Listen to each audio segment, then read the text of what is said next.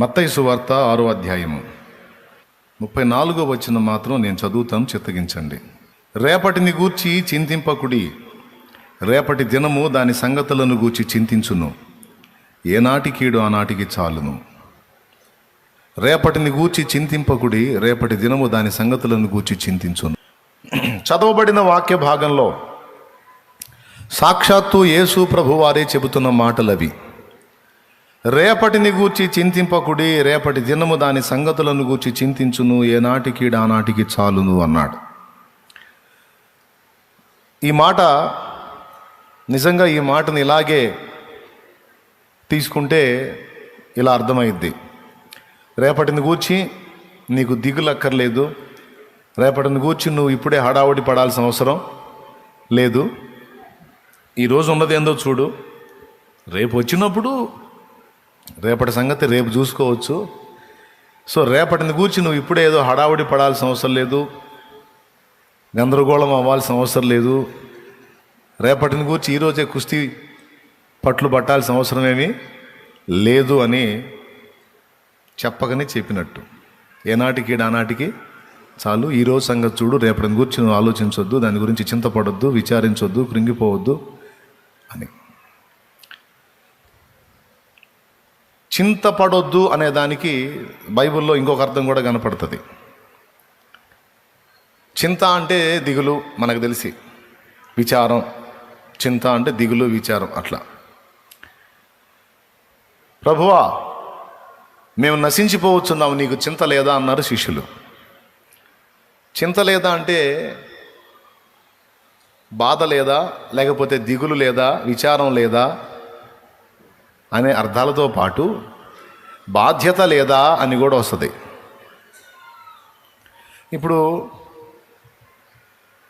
మేము నశించిపోతున్నాం, తుఫాను వచ్చి దోణి మీద కొడుతుంది, మునిగిపోయేటట్టున్నాం మేము. ప్రభువా నువ్వేమో నిద్రపోతున్నావు, ఏమయ్యా అసలు బాధ్యత లేకుండా ఉన్నావు నువ్వు.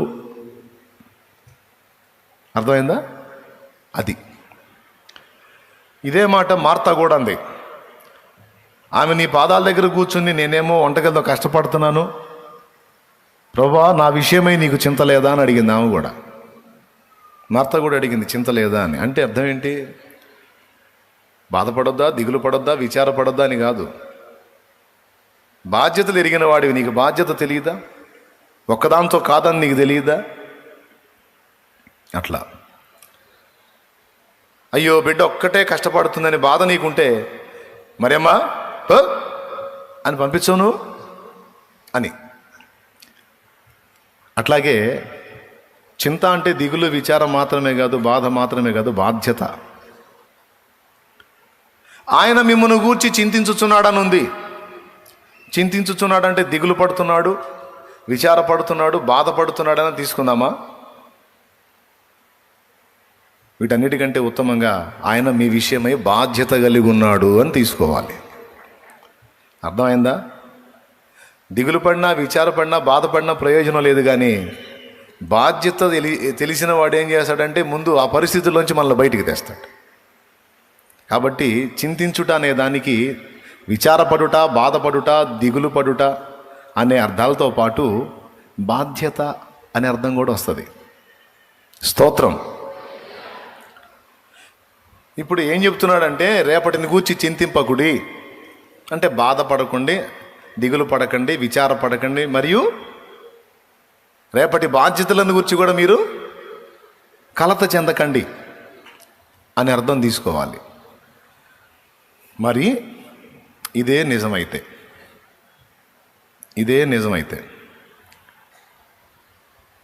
మరి సామెతల్లో అలా ఎందుకు చెప్పాడు?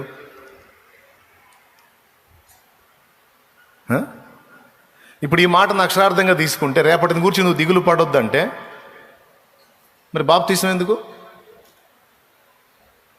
బాప్తీసం ఎప్పటికి తీసుకుంటున్నా? ఇప్పటికా భవిష్యత్తుగా? పెద్దగా చెప్పాలి. రైట్. ఈ సేవ ఎందుకు? ఈ సేవ ఇప్పటి ప్రయోజనాన్ని ఆశించా, భవిష్యత్ ప్రయోజనాన్ని ఆశించా? ఈ సిద్ధపాట్లను కూర్చున్నట్టు ఉపదేశం ఎందుకు? సిద్ధపడండి, జాగ్రత్తగా ఉండండి, అట్లా ఉండండి, ఎట్లా ఉండండి, విశ్వాసాన్ని కాపాడుకోండి, భక్తి కలిగి ఉండండి, ఆత్మీయత కలిగి ఉండండి. ఇవన్నీ ఎందుకు? నువ్వేగా చెప్పావు రేపటిని గురించి చింతించొద్దని, రేపటిని గురించి చింతపడొద్దని నువ్వే చెబుతావు. మళ్ళీ మీ నడుములు కట్టుకొని ఉండండి, మీ దీపాలు వెలుగు చూడనియండి అని మళ్ళీ నువ్వే చెబుతావు. నువ్వే చెప్పావు రేపటి గురించి వద్దు నీకని. రేపు వచ్చినప్పుడు రేపు చూసుకుంటుంది నీకెందుకు అన్నావుగా. మీరు జాగ్రత్త కలిగి ఉండండి, మనుష్య కుమారుడు ఏ గడియ వచ్చునో మీకు తెలియదు కాబట్టి ఆయన ఎదుర్కొన్నట్టుకు సిద్ధంగా ఉండండి అంటే రేపటి గురించి మీరు జాగ్రత్త కలిగి ఉండమనేగా, అనేగా. నువ్వే వద్దంటావు, మళ్ళీ నువ్వే జాగ్రత్తగా ఉండమంటావు. ఇది ఏమి? దేవునికి స్తోత్రం, హల్లెలూయా.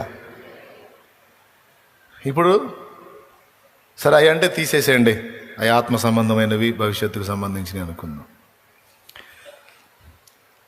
ఇక్కడ రేపటిని గూర్చి చింతించొద్దన్నాడా?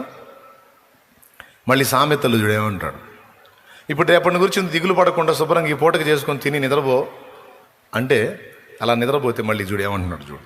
సామెతల గ్రంథంలో చీమల దగ్గరకు పొమ్మంటున్నాడు. అది కూడా 6వ అధ్యాయమే. సామెతలు 6వ అధ్యాయము 6వ వచనం 6:6. సోమరి చీమల యొద్దకు వెళ్ళుము, వాటి నడతలు కనిపెట్టి జ్ఞానము తెచ్చుకునుము. ఏమంటే 8వ వచనం చూడు. అవి వేసవి కాలమందు ఆహారము సిద్ధపరచుకొనును, కోతకాలమందు ధాన్యము కూర్చుకొనును. వేసవి కాలమందు ఆహారము సిద్ధపరచుకొనును, కోతకాలమందు ధాన్యము కూర్చుకొనును. ఎప్పటికీ? అప్పటికా భవిష్యత్తుకా? పెద్దగా చెప్పండి నాయనలారు. ఎప్పటికే? ఏమయ్యా రేపటిని గురించి దిగులు పడొద్దని నువ్వే చెబుతావు. సరే లేక రేపటి గురించి దిగులు వద్దన్నాడుగా మనకెందుకులే అని వదిలేస్తున్నా. స్వామిరే బుద్ధి లేదా నీకు? బుద్ధి లేదా? చేమలు చూసి సిగ్గు తెచ్చుకో, చేమలు చూసి సిగ్గు తెచ్చుకో. కోతకాలమందు, వేసవి కాలమందు ధాన్యం వచ్చే టైంలో అవి మొత్తం స్టాక్ చేసుకుంటాయి. భవిష్యత్తు పొదుపును చూడాలంటే చేమలే మనకు సూపరం, మంచి మాదిరి. మీరు చేమల పుట్టలు ఎప్పుడన్నా తవ్వి చూసారా? పెద్ద స్టాక్ ఉంటుంది, వాటికి కూడా గోడౌన్స్ ఉంటాయి, చేమల గోడాలు ఉంటాయి, అని నింపేస్తాయి. ఎనీ టైం మనం చేమలకెళ్ళి చూస్తే ఆహార పదార్థం కానీ వాటికి మనం చూపించామంటే ఇక అంతా మూత పనిలోనే ఉంటాయి. స్తోత్రం. ఎట్లొచ్చిందో అంత బెల్లం మొక్క ఇంట్లో నువ్వు 1/2 గంట ఆగి చూడు, ఎట్లా తెలిసిద్దో వాటికి. ఏమో ఏం లేదు, చేమలు సంచారం చేస్తూ ఉంటాయి, ఫుడ్ ఏడ దొరికిద్దా అని. ఏదన్నా ఒక్క చేమకు చిక్కితే చాలు, ఇక్కడ బెల్లం ఉంది, పెద్ద బెల్లం ముక్క. మనకేమో ఇంత ముక్క, వాటికేమో బెల్లం కొండ. సత్యనపల్లి దగ్గర బెల్లం కొండ ఉందలే, వాటికేమో బెల్లం కొండ అన్నమాట. మరి దాని పరిమాణంతో పోల్చుకుంటే చీమ ఇంతే ఉంటుంది, చిన్నది. మనం ఇంత బెల్లపు గడ్డ వేసాం. ఇక చూడు, అది పోయిది పరిగెత్తుకుంటూ పోయి ఆ గుంపు మొత్తాన్ని తీసుకొచ్చిద్ది. నిమిషాల్లోనే జరిగిద్ది ఇది. అది రావటం ఒక్కడ చూస్తే చాలు, పోయి పట్టుకొచ్చిద్ది మొత్తాన్ని, గుంపును పట్టుకొచ్చి 2 పనులు చేస్తాయి. పాసిబిలిటీ ఉంటే మొత్తం కలిసి పడి కొండను గల్లీటంటే చేస్తాయి. దాన్ని ఉన్నదన్నట్టు తీసుకెళ్ళటానికి. కదిలే ప్రసక్తి లేదనుకో, ఒక పక్క నుంచి కోత మొదలు పెడతాయి. అన్నిగా అంతంత ముక్కల్ని కొరకటం. ఇక అదే డ్యూటీ. అసలు వాటి ఫీలింగ్స్ చూడాలి. అమ్మ బాబు ఎంత బిజీగా ఉంటాయో. మన కాలు వేస్తే నలిగిపోతాం, మన కాళ్ళు కూడా పట్టించుకోవాలి. ఫుల్ బిజీ, మోసుకునే పనిలోనే ఉంటాయి. చూసారు ఎప్పుడన్నా? ఇప్పుడు పాయింట్ ఏంటంటే, రేపటి గురించి నువ్వేం కంగారు పడొద్దని నువ్వే చెబుతావు. సరే ఇక ఈ మాట అన్నాళ్ళు ఇక మనకు దిగులు లేదని ఊరుకుంటేనేమో స్వామిరే చేమల దగ్గరికి పోని నువ్వే అంటావు. అంతటితో వదిలిపెట్టావా? మళ్ళీ ఇంకొక అధ్యాయంలో, సోమరివాని చేను నేను దాటి రాగా దాని నిండా ఏమేమి ఉన్నాయో చెబుతున్నాడు చూడండి. 24వ అధ్యాయం 30వ వచనం. సోమరివాని చేను నేను దాటి రాగా, ఆ, తెలివిలేని వాని ద్రాక్ష తోట నేను దాటి రాగా, ఆ. ఇదిగో దాని ఎన్నంతటా ముండ్ల తుప్పలు బలిసి ఉండెను దూలగొండ్లు దాన్ని కప్పి ఉండెను, దాని రాతి కూడా పడి ఉండెను. ఉండెను. ఈయనేమో రేపటిని గురించి చింతొద్దు, నువ్వు హాయిగా ఉండు, ప్రశాంతంగా ఉండు అంటాడు ఈయన. మళ్ళీ పాత నిబంధనలోనేమో ఆ మాటలు రాయించాడు సామెతల్లో. మీరు చెప్పండి, ఈ మాటలు సొలొమోను చెప్పాడా? సొలొమోను దైవ ప్రేరణలో చెప్పితే దేవుడు దాన్ని పరిశుద్ధ గ్రంథంలో రప్పించాడా? సొలొమోను మాటలా లేకపోతే ఇది దేవుని మాటలా? సొలొమోను మాటలా దేవుని మాటలా? సొలొమోను మాటలు అయితే పరిశుద్ధ గ్రంథంలోకి ఎందుకు రానియాలి? అవి పరిశుద్ధాత్మ ప్రేరణలో దేవుడు పలికించిన మాటలు గనక పరిశుద్ధాత్మ వాటిని గ్రంథ రూపంలో తీసుకొచ్చి నీ చేతికి నా చేతికి అందించాడు. అంటే సీరియసే, ఆ మాటలు తీవ్రమైనయే. కాకపోతే ఇక్కడ క్లాష్ అవుతుంది. కొన్ని వచనాలేమో రేపటిని గురించి నువ్వు ఖచ్చితంగా జాగ్రత్త పడాల్సిందే అని కొన్ని వచనాలు కనపడుతున్నాయి.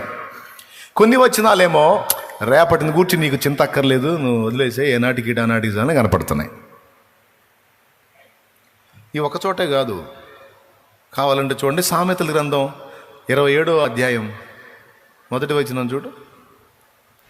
రేపటి దినమును గూర్చి అతిశయపడకము, ఏ దినమున ఏది సంభవించు. ఇందాకేం చెప్పాడు? రేపటిని గూర్చి చింతపడొద్దు అన్నాడు. ఇప్పుడేమంటున్నాడు? రేపటిని గూర్చి అతిశయపడొద్దు అన్నాడు. రైట్. ఏది చదువు. ఏ దినమున ఏది సంభవించునో అది నీకు తెలియదు. మీరు తీశారా? నీ బైబిల్లో కూడా అంతే ఉందా? అది రేపటిని గూర్చి చింతపడొద్దు, రేపటిని గూర్చి అతిశయపడొద్దు. ఇంకో వచనం కూడా చూపిస్తా. యాకోబు రాసిన పత్రిక ఒకసారి తీయండి.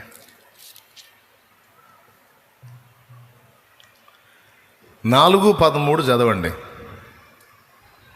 నేడైనను రేపైనను ఒకానొక పట్టణమునకు వెళ్ళి అక్కడ 1 సంవత్సరం ఉండి వ్యాపారము చేసి. రేపు రేపు రేపు నేడైనా రేపైనా రేపు ఒక పట్టణానికి వెళ్ళి అక్కడ 1 సంవత్సరం ఉండి వ్యాపారము చేసి లాభము సంపాదించము రండని చెప్పుకుని వారలారా. లాభం సంపాదించుకుందాం రండని చెప్పుకుని వారలారా. రేపేమి సంభవించునో మీకు తెలియదు. అద్దుగో,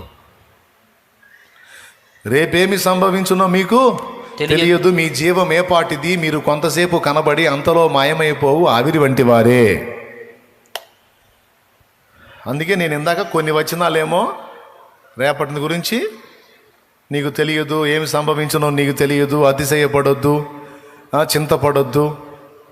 ఈ వచనాలన్నీ రేపటిని గూర్చి నువ్వు అతిశయపడొద్దు, చింతపడొద్దు, ప్రణాళికలు రచించొద్దు అని చూపిస్తున్నాయి. ప్రణాళిక అంటే ఏంటి? రేపు మనం ఒక పట్టణం వెళదాం, 1 సంవత్సరం ఉందాం, పైసలు కమాయిద్దాం, లాభం సంపాదించుకుందాం. ప్లాన్స్, ప్రణాళికలు. 3 చింతపడొద్దు, అతిశయపడొద్దు, ప్రణాళికలు వేయొద్దు. ఉన్నాయా లేవా?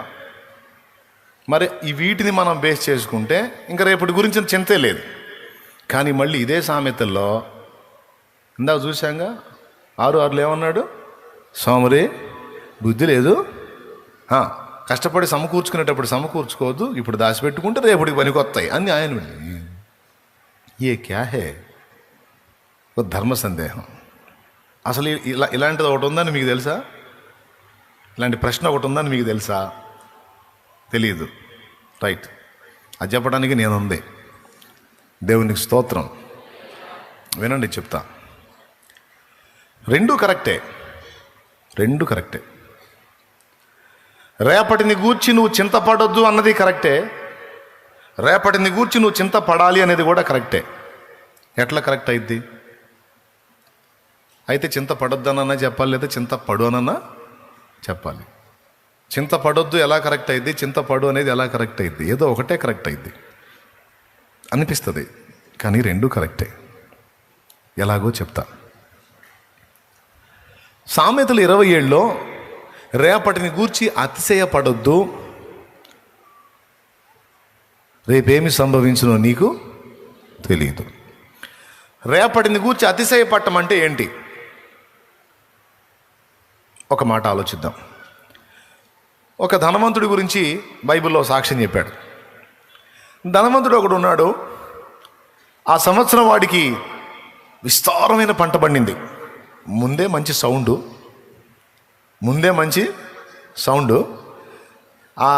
ఈసారి ఇంకా డబుల్ సౌండ్ వచ్చింది మనవాడికి. స్తోత్రం. అంటే బాగా ధాన్యం వచ్చేసింది. ఇక వాడు కూర్చొని అనుకుంటున్నాడు, ఈ సంవత్సరం పండిన పంట సంవత్సరాలకు సరిపోయిన పంట. ఇక పాత కొట్లు, పాత గూడాలు చూసుకుంటున్నాడు, గోడౌన్స్. ఇంకొక పదంలో గోదాము అని కూడా అంటారు. అవన్నీ చూసుకుంటా సరిపోయి ఉడదీసేయాలి, ఇంకా పెద్దవి కట్టించాలి. మామూలుగా వస్తే పెద్ద పంట వచ్చేసింది. ఈ కొట్లు తీసి కొత్తవి కట్టిస్తా, ధాన్యమంతా అందులో స్టాక్ చేపిస్తా. ఇక ఈ ధాన్యమంతా ఇందులో చేరిందంటే సంవత్సరాలకి ఇక నన్ను గలిచేవాడు ఉండడం, ఏంది అనేవాడు ఉండడం. ఇక తినటం, తాగటం, సుఖించటం. ఆడు చెప్పుకుంటున్నాడు అటు ప్రాణానికి ఏమని, నా ప్రాణమా.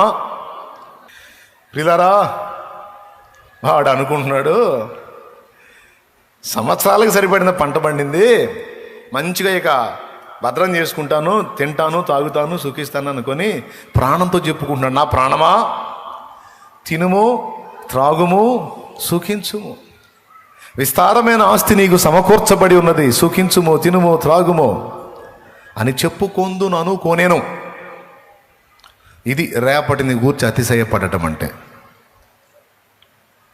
అంటే విస్తారంగా సమకూర్చుకొని ఇదంతా పోగేశాను, ఇక నేను హాయిగా అనుభవిస్తాను, ఇక రేపటి కూర్చున్న నాకు దిగులు లేదు. కొంతమంది జాబ్ సంపాదించాను, నాకే ఇక రేపటి కూర్చుని నాకు దిగులు లేదు. పెద్ద బిజినెస్ పెట్టాను, రేపటి కూర్చున్న దిగులు నాకు. ఓయబ్బా, లక్షల వడ్డీలకి ఇచ్చాను, ఇక రేపటి కూర్చుని నాకు దిగులు లేదు. మొత్తం నాకు 12 ఇళ్ళు ఉన్నాయి, 12 ఇళ్ళు పెద్దవి మొత్తం కిరాయికి ఇచ్చా, నాకు రేపటి కూర్చి దిగులు.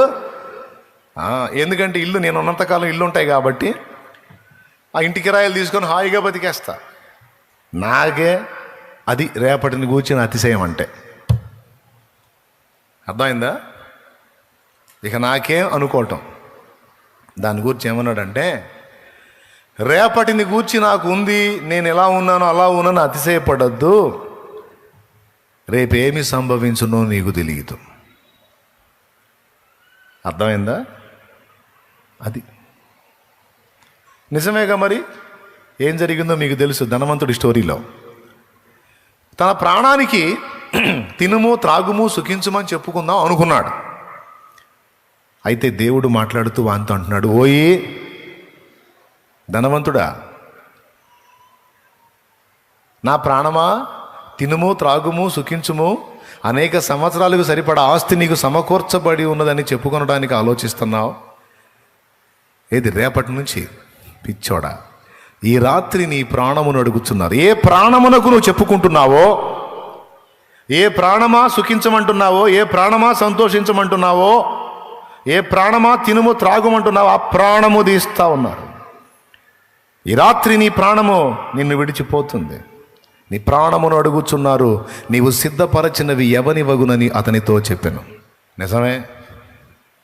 జీవితమంతా కష్టపడి రేపటికి రేపటికి రేపటికి రేపటికి రేపటికి రేపటికుండాలా అని రేపు రేపు రేపు రేపని ఈరోజు దేవుడిచ్చిన మనశ్శాంతిని, ఆనందాన్ని, ఆదరణకరమైన జీవితాన్ని కోల్పోయి అశాంతిలో, ఆవేదనలో, అన్వేషణలో, కలతలో బ్రతికేస్తూ ఉంటారు కొంతమంది.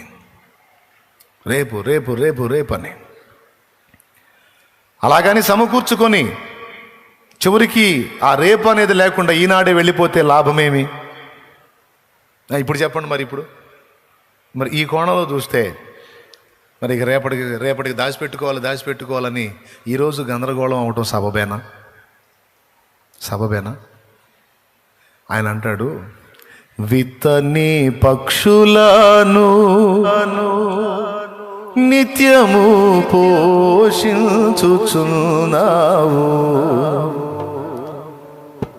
జంతువులు పక్షులు రకరకాల జీవరాశులు, విశ్వాసంలో మనకంటే అవే ఎక్కువ. దేవుని యందలి విశ్వాసంలో మనకంటే అవే ఎక్కువ. ఎందుకు తెలుసా? ఆకాశ పక్షులను చూడండి, అవి విత్తవు, కొయ్యవు, గోదాముల్లో, గరిసెల్లో, కొట్లల్లో దాచుకోవు. ఆయనను మీ పరలోకపు తండ్రి నిత్యము వాటిని పోషించుచున్నాడు.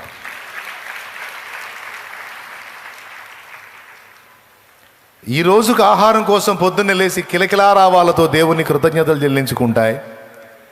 ఆహారాన్వేషణకు బయలుదేరతాయి, అవి తింటాయి, పిల్లలకు పెడతాయి.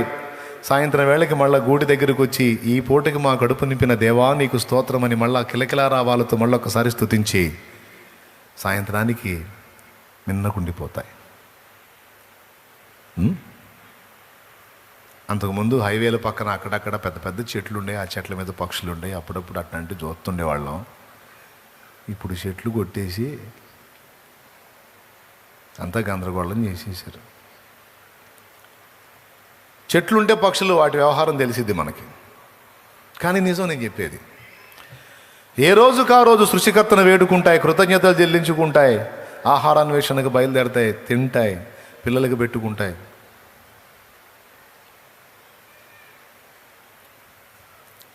మనలాగా దిగులు పడవు, విచారపడవు. ఏ చిలకైనా మీరు చూడండి, చిలకలను చూడండి, ప్రార్థనా తోటలో ఉన్నాయి, చూడండి, పొయ్యి చూడండి, ఓడిని కాస్త ప్రార్థన చేసుకుని అవి కూడా చూడండి. చిలకలు అంటే బంధించిన చిలకలు కాదు, న్యాచురల్ ప్యారెట్స్. దేశవాళీ చిలకలు న్యాచురల్గా అక్కడున్న తాటి చెట్ల మీద గూళ్ళు కట్టుకొని అసలు మామూలుగా ఉండవు. పొద్దున్నే చూడాలి వాటి సందడి. నాకు అనిపించింది, మనుషులు ఈయంతో సంపాదించి కూడా దిగులు పడి భయంకరంగా జబ్బులు పాలై గందరగోళం అవుతున్నారు. అవకాశాలు ఉండి కూడా రేపు వాన పడిద్దో తెలియదు, వరద వచ్చిద్దో తెలియదు, ఏం జరిగిద్దో తెలియదు వాటికి. కానీ ఈ రోజుకి అంత ఆహారం తిని అవి పడే పాటలు చూడాలా, ఏమి కిలకిలలో కళకళలో. బ్రదర్స్ స్తోత్రం. అసలు అంత ప్రశాంతంగా ఎలా, మీరు నమ్మండి నమ్మపోండి, నాకు అనిపించింది, దేవుడు అవకాశం ఇచ్చి చిలకలాగా మారే ఛాన్స్ ఇస్తే నేను కూడా చిలకలాగా మారి రెక్కలతో ఎగురుతూ అసలు అవి సంతోషిస్తున్న ఆనందంలో నేను కూడా పాలుబంపులు పొందితే ఎంత బాగుండి అనిపిస్తుంది. అంత సందడిగా ఉంటాయండి. కూర్చుంటాయి, పరిగెత్తుకుంటూ వచ్చి కూర్చుంటాయి, మళ్ళీ సడన్గా లెగుస్తాయి, కిలకిల తిరుగుతాయి, మళ్ళీ కాసేపు అల్లు ప్రాంగనే మళ్ళీ వచ్చి కూర్చొని అసలు వాటి సందడి మామూలుగా ఉండదు.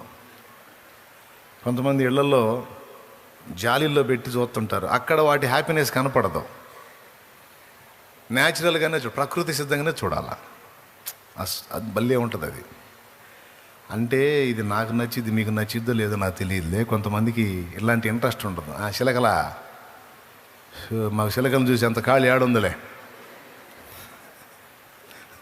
నీ చిలకలు ఏవో కానీ ఇక్కడ మా చిలక ఎగిరిపోయేటట్టు. అసలు మా ఊరే చిలకలూరిపేట. దేవునికి స్తోత్రం, హల్లెలూయా. సమృద్ధి, నాకు సంతోషం. వాటికి ఎంత విశ్వాసం. అమ్మో రేపు ఆనబడితే ఎట్లా, మనం ఎగరాతి కాదు, మన రెక్కలు తడిసిపోతాయి, మనకు ఆహారం దొరకదన్న చింత వాటికి లేదు. అవి ఎంత సృష్టికర్త మీద డిపెండ్ అయ్యాయి. నిజమే, ఇన్ని జాగ్రత్తలు చేసుకొని ఇన్ని కుస్తీలు పడే మనకన్నా పస్తు ఉంటుందేమో కానీ వాటికి పస్తు ఉండదు. మరి ఎట్లా లైన్ చేస్తాడో ఏమో, ఏ రోజుకు ఆ రోజు ఆ చిన్ని పొట్టలకు కావాల్సిన ఆహారం రెడీ చేసి అందిస్తాడు ఆయన.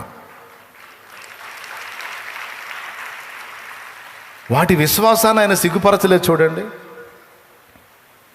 అందుకే భక్తుడు పాడుకున్నాడు, విత్తని పక్షులను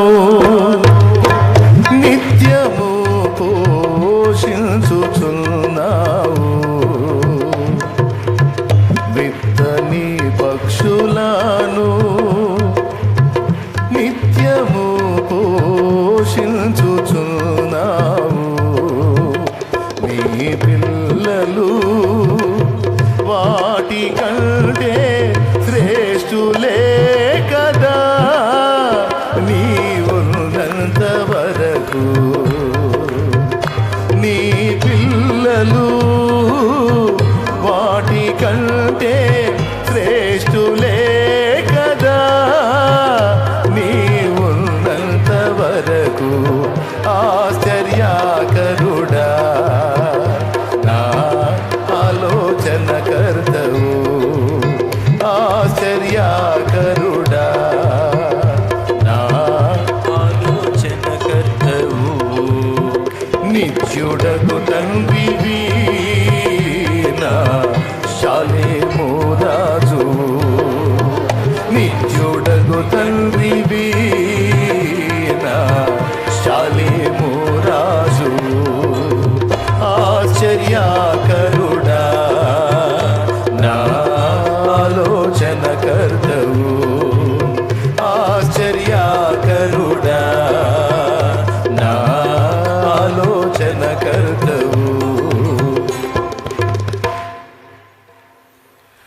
కాబట్టి రేపటికి దాచిపెట్టుకున్నామన్న అతిశయం లేదు, రేపటికి లేదు ఎట్లా అని భార్య చిలక భర్త చిలకతో వాపోయి దిగులు పడి పీడించింది లేదు. ఏమండి, మనకి వారం రోజులకి దిగులు లేదులేండి అని ఆనందపడ్డది లేదు, అతిశయము లేదు, మరియు చింత కూడా లేదు. అంటే నేటికి దేవుడే, రేపటికి దేవుడే, ఎల్లుండికి దేవుడే, ఆ తర్వాతి రోజు కూడా. అలాగని గూట్లో కూర్చో అనుదిన ఆహారం అన్నాడు. ఆహారం ఇవ్వు అని ప్రార్థన చేయటమే కదా, ఆహారాన్ని పొందడానికి పక్షి ఏం చేసిద్ది, వెతుక్కొని దేవుడు ఎక్కడ దాచాడో తెచ్చుకొని తిని హాయి. నీకు నాకు మనకి కూడా దేవుడు సిద్ధపరిచాడు, ఏ రోజుకి ఆ రోజు సిద్ధపరిచాడు. కాబట్టి మనకు విశ్వాసం ఉండదు, పక్షికున్న విశ్వాసం మనకుండదు. అదే విశ్వాసంతో పక్షి తన జీవితకాలం కంప్లీట్గా బతికేస్తుంది హాయిగా. ఎందుకంటే రేపు అనే దాన్ని దేవుని చేతికి అప్పచెప్పేస్తుంది. మరి ఇందాక నువ్వేదో రేపటి గురించి జాగ్రత్త కూడా పడాలన్నావు, మళ్ళీ రేపటి గురించి దేవుడికి వదిలేస్తుంది అంటున్నావు. ఏమైంది శాలేమన్నా రాత్రి ఆల్నైట్ చేశావు అని అనుకోవద్దు. వస్తా, అక్కడ కూడా వస్తా. ఇక్కడ 2 రేపట్లను కూర్చున్న సంగతి ఉంది మన దృష్టిలో. ఒకటి అక్షరార్థమైనటువంటి రేపటిని గూర్చి, అంటే ఈ శరీర సంబంధమైన జీవితానికి సంబంధించి రేపటిని గూర్చిన సమాచారం. మరొక రేపటిని గూర్చిన సమాచారం శాశ్వతత్వానికి సంబంధించిన రేపటిని గూర్చిన సమాచారం ఉన్నాయి. 2 ఉన్నాయి అక్కడ. శరీరానుసారమైన రేపటిని గూర్చి నువ్వు చింతింపవలదు, కానీ రేపు ఆత్మ సంబంధంగా మనం ఎదుర్కోబోతున్నటువంటి దినములు మరియు మహిమ శరీరంతో మనం పొందబోతున్నటువంటి రోజులు, ఆ భవిష్యత్తు కోసం మాత్రం నువ్వు ఇక్కడ ఎప్పటికప్పుడు జాగ్రత్త పడాలి.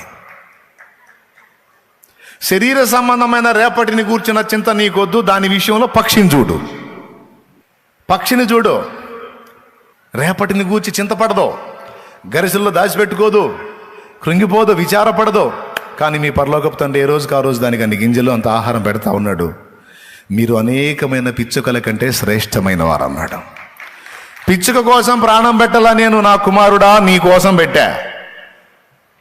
ఒక చిలక, పక్షి, గ్రద్ద, కాయకు కోసం నేను ప్రాణం పెట్టలా, నా కుమారి నీ కోసం ప్రాణం పెట్టా. మరి ఎన్ని పక్షుల కంటే నువ్వు నాకు శ్రేష్టం చూడు. వాటి కోసం ప్రాణం పెట్టలా, ఎప్పటికప్పుడు అంత ఆహారం పెడుతున్నా, కానీ అవి నాకెంత విశ్వాసంగా ఉన్నాయో చూడు. కానీ నీ కోసం ప్రాణం పెట్టా, నువ్వు మాత్రం నా మీద ఆధారపడలేవు, నా మీద ఆనుకోలేవు. విచారం, బాధ, చింత, రేపటిని గురించి, నీ శరీరానికి కావాల్సిన వాటిని గురించి. అబద్ధాలు ఆడకుండా నిజం చెప్పండి. సమస్యల గురించి, ప్రయత్నాల్లో విఫలత గురించి, చేసిన పనులు సఫలం కాక, ఉద్యోగ ప్రయత్నాలు సఫలం కాక, ఆర్థిక ఇబ్బందులతో రేపు ఎట్లా చేయాలా, అప్పుల గురించి విచారాలు ఉన్నాయా లేవా? ఇల్లు జరిగే విషయాల గురించి విచారాలు ఉన్నాయా లేవా? పైసలు సరిగా రావట్లేదు, పనులు దొరకట్లేదని విచారాలు ఉన్నాయా లేవా? ఉద్యోగం రావట్లేదన్న విచారం ఉందా లేదా? ప్రమోషన్ రావట్లేదన్న విచారం ఉందా లేదా? ఉన్నాయి. వాటి గురించి యేసయ్య అంటాడు, ఈ విషయంలో మీరు పిచ్చుకల కంటే, మిమ్మల్ని లోకంలోనికి తెచ్చిన నేను, భూమి మీద పుట్టించిన నేను, మీకు కావలసిన వాటన్నిటి విషయంలో నేను చింత కలిగి ఉన్నాను. మీకు కావాలంటే జంతువుల్ని, పక్షుల్ని, పశువుల్ని చూడండి, మీరు చూడండి. నేను పోషించట్లా వాటిని, మీరు వాటికంటే శ్రేష్ఠులు గనుక మీకును మరి నిశ్చయముగా నేను పోషించేదను. నేను పోషిస్తా. నువ్వు సందేహం పెట్టుకొని గందరగోళం అయిపోయి నువ్వు ఏదో అయిపోతే నేనేం చేయలేను. నువ్వు నా మీద ఆనుకొని నువ్వు ప్రశాంతంగా ఉండి రేపటిని కూర్చున్న విచారం లేకుండా నిమ్మలంగా ఉంటే, రేపుకి నేను దేవుణ్ణే, ఈరోజు కూడా నేను నీకు ఇవ్వాల్సింది ఇస్తా, చూడాల్సింది చూస్తా అని భౌతికమైనటువంటి శరీర సంబంధమైన రేపటిని గురించి ఇక్కడ మాట్లాడాడు మత్తయి 6లో. అందుకే పైన చెప్పాడు, ఏమి తిందుమా, ఏమి త్రాగుదుమా, ఏమి తిందుమా అని మీ శరీరాన్ని కూర్చైనను, ఏమి ధరించుకుందో అని వస్త్రాలను కూర్చైనను మీరు చింత పడొద్దు. శరీరాన్ని గూర్చి, ప్రాణాన్ని గూర్చి మీరేం కలత చెందొద్దు. ఇవన్నీ మీకు కావాలని మీ పరలోక తండ్రికి తెలియను. కాబట్టి మీరేదన్నా వెతికితే, మీరేదన్నా విచారపడితే, మీరేదన్నా చింతపడితే, మీరేదన్నా ఆశపడితే, మీరేదన్నా ప్రయాసపడాలనుకుంటే, మీరేదన్నా ప్రణాళికలు వేయాలనుకుంటే, మహిమ శరీరానికి సంబంధించిన రేపు వచ్చింది చూడు, శాశ్వతత్వానికి సంబంధించిన దినములు ఉన్నాయి చూడు, వాటి గురించి ఆలోచన కలిగి ఉండండి. ఈ భూమి మీద జీవించే 70-80 ఏళ్ల జీవితాన్ని కూర్చున్న చింత మీకు, ఆ కలత మీకు వద్దు. వేల వేల వేల వేల వేల వేల లక్షల కోట్లాది సంవత్సరాల జీవితకాలం ఉంది. దానికోసం ప్రణాళిక సిద్ధపరచుకో, దానికోసం జాగ్రత్త పడు, దానికోసం సిద్ధపడు. దాని విషయంలో నీవు సోమరివై ఉండవద్దు, దాని విషయంలో నువ్వు నిర్లక్ష్యంగా ఉండవద్దు, దాని విషయంలో నీవు బద్ధకస్తుడివై ఉండవద్దు. దాని విషయంలో నీవు చురుగ్గా ఉండాలి, చింత కలిగి ఉండాలి, బాధ్యత కలిగి ఉండాలి, మెళకువ కలిగి ఉండాలి. శరీరానికి కావలసిన వాటి విషయంలో మాత్రం నీకు చింత, విచారం, వేదన వద్దు. వాటిని కూర్చిన కంగారు నీకు వద్దు. నీవు డైలీ నువ్వు చేసే వాటిలో చేస్తూ ఉండు, నువ్వు వెళ్ళి వెతుకుతూ ఉండు. నీకు ఈరోజు పని దొరకలేదు, ఎట్లా రేపటి కానీ చింత వద్దు. ఈ రోజుకి రేపటికి కావాల్సింది అవసరమైతే తర్వాతి రోజు నీకు ఇస్తాడు, లేదా ముందే సిద్ధపరిచి ఉంచుతాడు. ఇలా జరగబట్టే మనం బతికున్నాం. లేకపోతే మనం మనుగడ ఎట్ట సాగిద్ది? బాధ్యత గల దేవుడు ఇశ్రాయేలీయులకు చెప్పాడు, ఏ రోజుకు ఆ రోజు మన్నాను సమకూర్చుకోండి, శుక్రవారం రోజు మాత్రం 2 అంతలు సమకూర్చుకోండి అన్నాడు. మిగిలిన రోజులన్నీ ఏ రోజుకు ఆ రోజు సమకూర్చుకోండి, శుక్రవారం మాత్రం 2 రోజులకు సరిపడా సమకూర్చుకోండి. ఎందుకంటే శనివారం అప్పటి రోజుల్లో పాత నిబంధనల విశ్రాంతి దినం గనుక, శనివారం విశ్రాంతి దినం గనుక ఆ రోజు ఎవ్వడు ఏ పని చేయకూడదు. మీ ఇంట్లో పొయ్యి రాజబెట్టకూడదు, ఏ పని చేయకూడదు, పనులన్నీ వదిలిపెట్టి విశ్రమించాలి. మరి ఆ రోజు ఆహారం కావాలిగా, అందుకని శుక్రవారం రోజే మీరు సమకూర్చుకోండి. రోజు కురిసే మన్నా కంటే డబల్ కురిసిద్ది శుక్రవారం. అది పాయింట్ ఇక్కడ. రోజు 1 సేరు సమకూర్చుకునేవాడు లేదా 2 సేర్లు సమకూర్చుకునేవాడు శుక్రవారం రోజు 4 సేర్లు సరిపడ దొరికిద్ది వానికి, దేవుడే ఇస్తాడు. అంతేకాదు ఆ రోజు స్టాక్ చేసుకున్న శుక్రవారం శనివారం నాటికి ఖరాబు కాదు, తినటానికి పనికొచ్చింది. కానీ విడి రోజుల్లో కక్కుర్తి పడి ఈరోజు మన్నా ఈరోజు గాక రేపటికి కూడా ఒకడు కక్కుర్తి పడి సమకూర్చుకొని దాచిపెట్టుకుంటే మరుసటి దినామునకు అది కంపు కొట్టెను అని రాసుంది. బైబిల్ చదివిన వాళ్ళకి తెలిసింది ఇది. ఆయన చెప్పినప్పుడేమో కంపు కొట్ల, బాగుంది, తాజాగా ఉంది. ఆయన చెప్పనప్పుడు వీళ్ళు సమకూర్చుకున్నారు చూడు, అది తినాతి కాకుండా కంపు కొట్టింది. దీన్ని బట్టి మీకేం అర్థమైంది? అదే నువ్వు చెప్పింది మాకు అర్థమైంది. ఇంతకు నేనేం చెప్పా? అదేందో రేపటి గురించి అంటున్నావుగా, అదేలే. ఇంతకు ఆ రేపటి సంగతి ఏంది? ఏమో అంటే మీ డైలాగులు ఏందో మీకు చాకిరి లేకుండా నేనే చెప్పుకుంటున్నా. స్తోత్రం, హల్లెలూయా.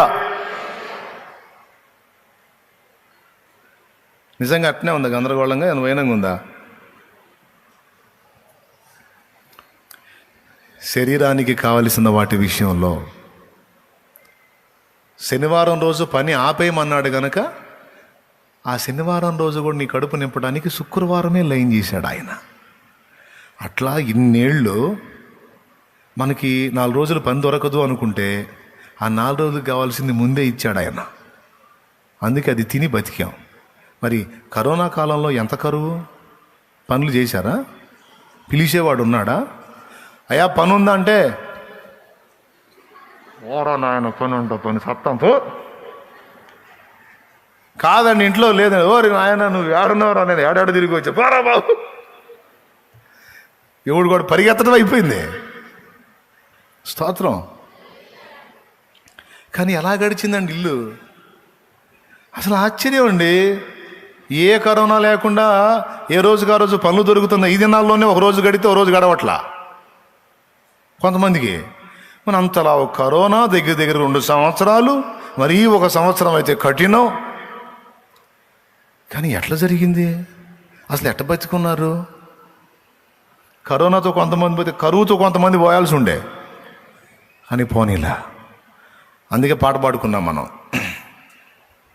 లోకమంతటిని ముంచెత్తిన తెగులు చేతిలో పడనీయక, పని పాటలేవి లేకున్నను కరువనేది రానీయక, లోకమంతటిని ముంచెత్తిన తెగులు చేతిలో పడనీయక, పని పాటలేవి లేకున్నను కరువనేది రానీయక, స్థితిలో తినుదాని కంటే అనుకూల స్థితిలో, తినుదాని కంటే ప్రతికూల స్థితిలో సమృద్ధినిచ్చావు, ప్రతికూల స్థితిలో సమృద్ధినిచ్చావు. నీకే స్తోత్రమయా ప్రియమైన యేసయ్యా, నీకే స్తోత్రమయా ప్రియమైన యేసయ్యా. ప్రభువా హితవత్సరం మాకు ఇచ్చావయ్యా, విడుదల సంవత్సరం ప్రకటించి ఉన్నావయ్యా. మీకు స్పష్టంగా అర్థమైందా? అర్థం కాకపోయినా చేయగలిగింది ఏం లేదు, అంతే.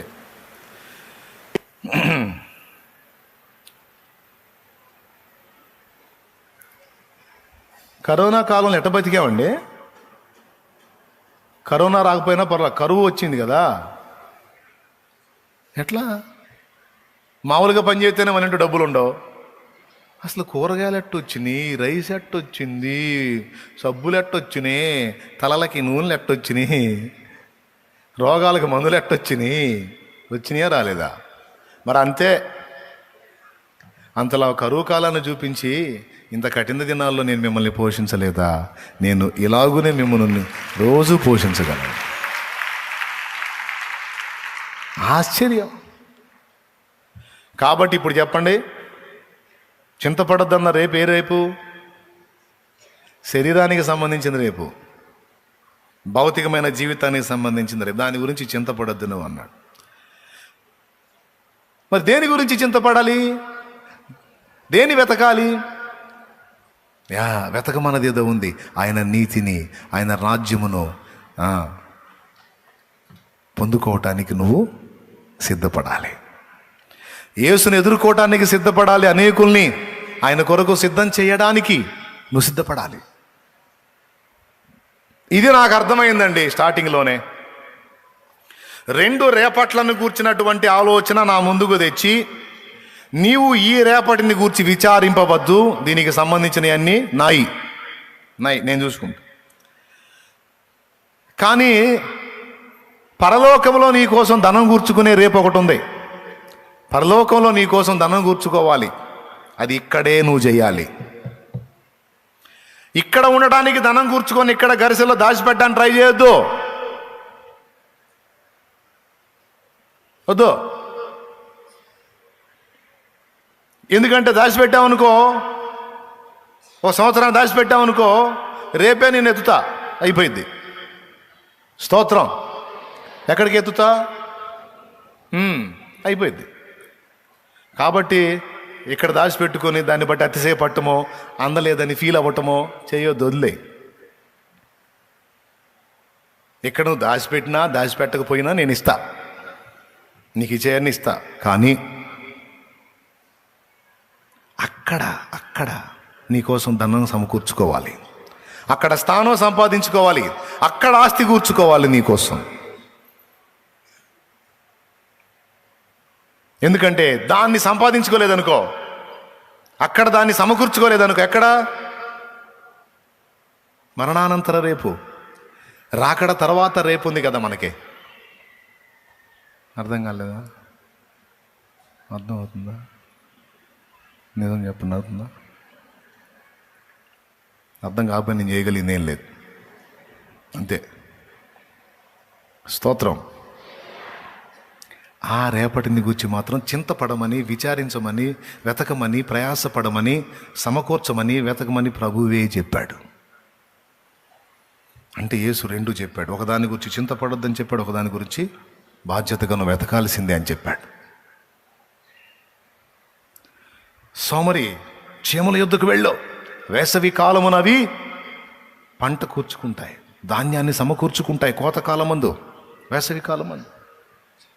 ఏ సీజన్లో కష్టపడితే ఏ సీజన్లో తినొచ్చో వాటికి తెలుసు, నీకు తెలియదు. అంటే మనవాళ్ళు వాటిని తీసుకొచ్చి, దేవుడే చెప్పాడు వాక్యంలో, లైన్గా ఉన్నప్పుడే సంపాదించుకోమని. ఏంది? పరిశుద్ధాత్మ దేవుడు ఇప్పుడు ఈ సంపాదన కోసం విచారం కలిగి ఉన్నాడా? అయ్యో 4 రూపాయలు వెనకేసుకోయా అని చూచాడు మీ ఇంటి ముసలమ్మలాగా. పరిశుద్ధాత్మ మీ ఇంటి ముసలమ్మలాగా, ముసలిలాగా, అయ్యో అబ్బాయి 4 రూపాయలు వెనకేసుకోయా అని చెబుతాడు పరిశుద్ధాత్మ. నీ రూపాయల కోసం చింత కలిగి ఉన్నాడా? ఆయన కూడా వెనకేసుకోమని చెబుతాడు. వెనక కాదు, పైన వేసుకోమని చెబుతాడు.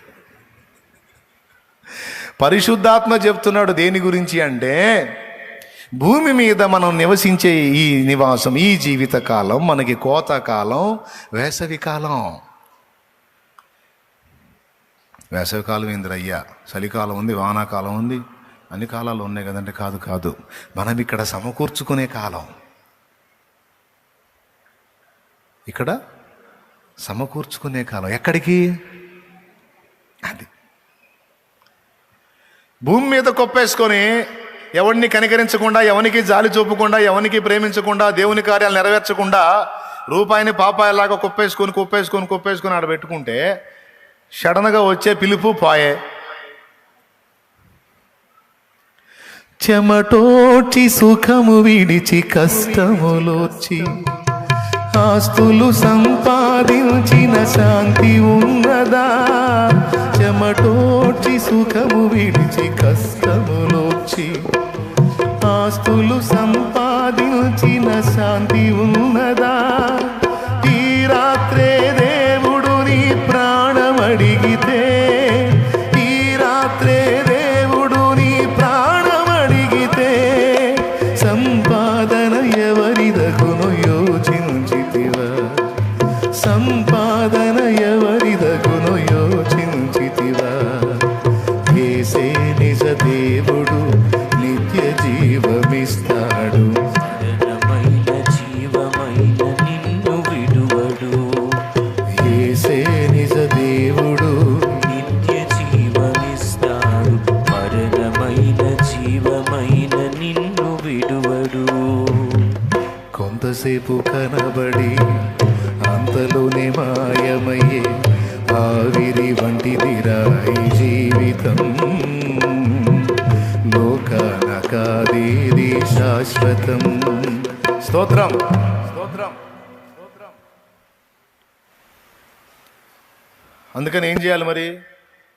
భూమి మీద నీకు దేవుడు సంపాదన ఇస్తే నీవు తినటానికి, నీ భార్య పిల్లలు తినటానికి, నిలవరమైన నివాసానికి, కనీస వసతులకు వినియోగించుకొని మిగిలినది ఏం చేయాలి? దాచిపెట్టుకోవాలి. దాచిపెట్టుకుని ఇక్కడ బ్యాంకులు అయ్యి ఆడొస్తాయి. ఏడా వీళ్ళు అక్కడ కొడతారు. స్తోత్రం. పిల్లికి కూడా బిచ్చం పెట్టవాకు, ఎంగిల్ చేత్తో కాకింద దోలవాకు. మరి ఏందనుకున్నా? దాచిపెట్టు. ఆడకు వస్తాయా? ఎవరు ఆడికి పంపించేవాడు? ఎవడు అసలు ఇక్కడ భూమి మీద? ఇక్కడ వేసినవి వస్తాయో గ్యారంటీ లేదు. బ్యాంకులు బోట్లు తిప్పుకొని వెళ్తున్నారు. ఇంక ఈ ఆడకు చేరితే అని గ్యారంటీ. తమ్ముడా, అక్క, ఉండటానికి తినటానికి కావాలి, కాదని నేను అనను. కానీ దేవుడు అదనంగా ఇచ్చిన ఆశీర్వాదం ఇతరులకు కూడా పాలు పంపులు అనుగ్రహించు. దేవుడు అదనంగా ఇచ్చిన ఆశీర్వాదంలో దేవుని మహిమార్థం, అలాగే పరిశుద్ధుల అక్కర కొరకు, దీనుల సహాయం కొరకు కనికరం కలిగి నువ్వు వెచ్చించు. ఎంతగా నువ్వు వెచ్చిస్తావో అంతగా దేవుని రాజ్యంలో నీకు సమకూర్చబడింది. కొంతమంది అంటారు, వాళ్ళంతే చెబుతారయ్యో, వాళ్ళంతే చెబుతారు, మీకెందుకు, మీరు అన్నీ దాండి, నాకు దేవుడికి ఏంటి అని మొత్తం వాళ్ళు ఏం చేసుకుంటుంటారు. వాళ్ళు మామూలు కదని చెప్పేవాళ్ళు కూడా ఉన్నారు. నేను చెబుతున్నా, నాకు ఇవ్వద్దు, సరే నాకు ఇవ్వద్దు. నువ్వు ఏది చేయాలనుకున్నావు దేవుడికి చేస్తావు, అది చేసుకో. కనీసం నీ చేతులతో నువ్వు చేయమని చెబుతున్నా. నువ్వు చేయి, ఇతరులకు దీనులకు సాయం చేయి. నా తండ్రి రాజ్యంలో నీకు ధనం కూర్చబడిద్ది. అది అక్షయమైనది.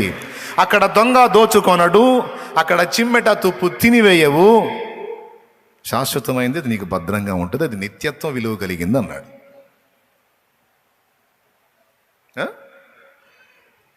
నేనేం చెబుతున్నా? కనికరాన్ని నేర్చుకోండి, త్యాగబుద్ధిని కలిగి ఉండండి. నేను నా ఇల్లు అన్న ధోరణి కాదు, నేను నా సమాజం అన్న ధోరణికి రండి అని పిలుస్తున్నానండి. ఇంతమంది ఉన్నారేడా, అందరి హృదయాలు నిజంగా నేను కాదు, నా సమాజం అన్న దృష్టి ఇంతమందిలో వచ్చింది అనుకో, సమాజం ఎలా ఉంటుందో చూడండి. పాయింటా కదా? అదే కదా దేవుడు కోరుకుంటుంది. ఆ ప్రేమ, ఆ కనికరం, ఆయన మహిమను వెతికే తత్వం, త్యాగబుద్ధి, ఇదే కదా దేవుడు వెతుకుతుంది. అన్నిటికంటే ముఖ్యమైనది ఆ ప్రేమేగా. ధనవంతుడు అగ్నిగుండానికి ఎందుకు పోయాడు? కనికరం లేనందుకు, ప్రేమ లేనందుకు. తన ఇంటి వాకిటి దగ్గర పడున్నటువంటి దరిద్రుడైన లాజరుని చాలా కాలం చూశాడు, కానీ ఒక్క పూట కూడా అంత రొట్టె ముక్క తెచ్చి అతని చేతికి ఇచ్చిన పాపానుభవాల దరిద్రుడు. ఇప్పుడు ఎవడు దరిద్రుడు, ఎవడు ధనవంతుడు? వాడికి అంత ఆస్తి ఉండి, అంత సంపద ఉండి, చిన్న రొట్టె ముక్క తెచ్చి ఆ దీనుడికి, దరిద్రుడికి పెట్టలేని వాడి ధనం ఉండిననేమి మండిననే. వాడు నిష్ఠ దరిద్రుడే కదండి. అయ్యాడు, నిజంగా నిష్ఠ దరిద్రుడు అయ్యాడు. ఎంత దరిద్రుడు అంటే ఒక చుక్క నీటి కోసం అడుక్కోవాల్సి వచ్చింది. వాడు అడుక్కున్న దక్కల. ఎంత దరిద్రుడు అయిపోయాడు చూడు. కానీ ఇక్కడ దరిద్రుడిగా ఉన్న లాజరు సమృద్ధిలోకి వెళ్ళిపోయాడు. అబ్రహామే చెప్పాడు, నువ్వు అక్కడ యాతన పడుతున్న వాడు ఇక్కడ సుఖపడుతున్నాడని. ఏమర్థమైందా ఎలారా? ఏమర్థమైందా ఎలారా? కనికరం, ప్రేమ, ఇక్కడ ఉన్నదాన్ని దేవుని కొరకు, దేవుని పిల్లల కొరకు వెచ్చించి అక్కడ సంపాదించుకోవటం అనే దాన్ని మనం ఆ రేపటిని గూర్చిన చింత, ఆ విషయమైన బాధ్యత మనం కలిగి ఉండాలి. ఇక్కడ సామెతల్లో చెప్పిన విషయం కూడా అదే. భూమి మీద ఉన్న కాలం వేసవి కాలం అన్నాను నేనంటే ఏం కాలం? నిత్యత్వానికి కావలసిన సరుకులను సమకూర్చుకునే కాలం. అది పాయింట్. ఎక్కడికి? నిత్యత్వానికి సరుకులను సమకూర్చుకొను కాలము భూమి మీద మనకిది వేసవి కాలం, కోతకాలం. ఈ భూమి మీద ఎన్నాళ్ళు బతుకుతావో తెలియదు, నేను ఎన్నాళ్ళు బతుకుతానో తెలియదు. కానీ బతికినంత వరకు ఇక్కడ కుప్పేయటం కాదు, ఇక్కడ ఉన్నవి దేవుని నిమిత్తం, ప్రజల నిమిత్తం వెచ్చించి అక్కడ కుప్పవేయాలి.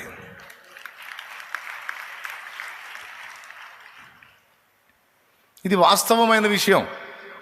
ఒకరికి నచ్చినా నచ్చకపోయినా ఇది సీరియస్ మ్యాటరే. ఏదన్నా విచారం కలిగి ఉంటే, చింత కలిగి ఉంటే, ఆసక్తి కలిగి ఉంటే, ఆరాటం కలిగి ఉంటే వాటి విషయంలోనే. కొలసే పత్రిక 3:1 అదే చెప్పాడు.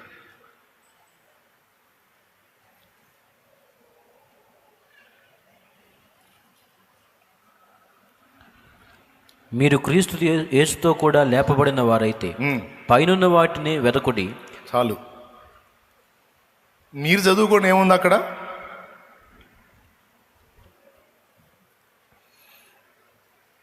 మీరు క్రీస్తుతో కూడా లేపబడిన వారైతే భూమి మీద ఉన్న వాటిని వెతికి దాచిపెట్టుకున్నాడా?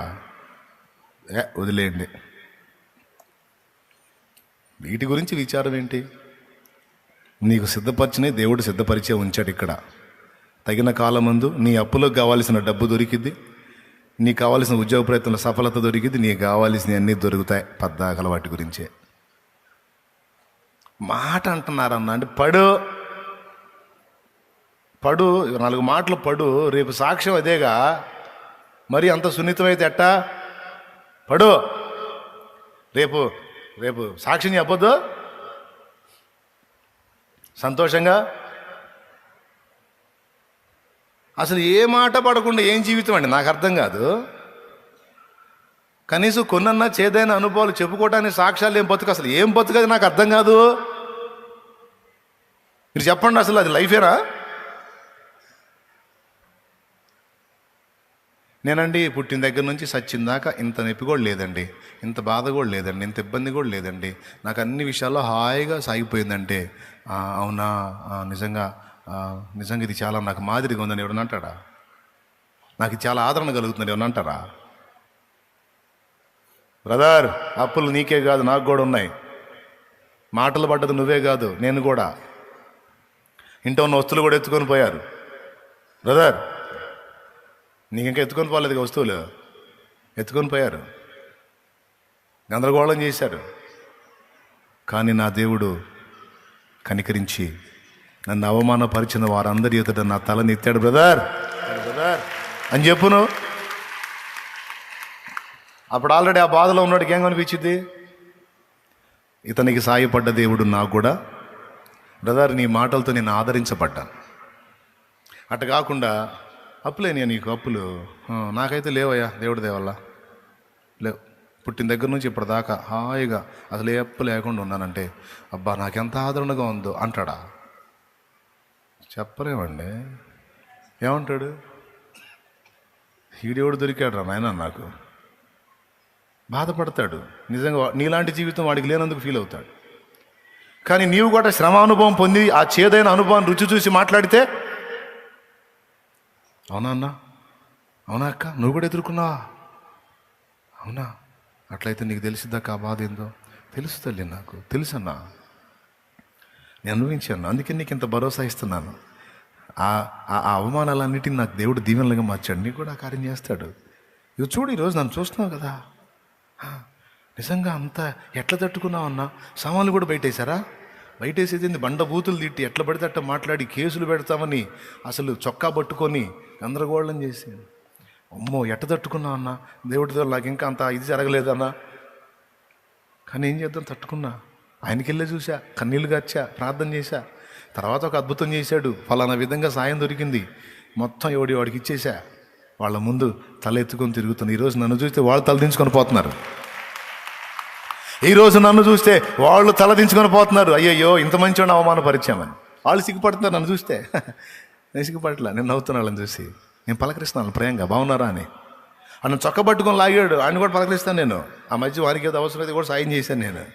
నాకెళ్ళి చూడలేడు, ముఖంలో చూడలేడు. ఇప్పుడు నేను ఇటు మాట్లాడుతుంటే అటు తిరిగి మాట్లాడుతుంటాడు. సిగ్గు పాపం, నాకు అవమానపరిచాడు కదా.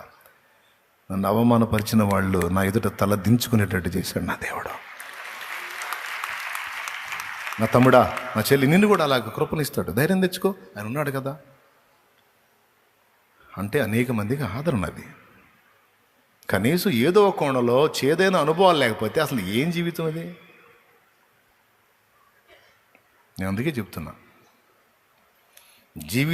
నీ జీవితానికి మాధుర్యం ఎలా తేవాలో యేసయ్యకి తెలుసు.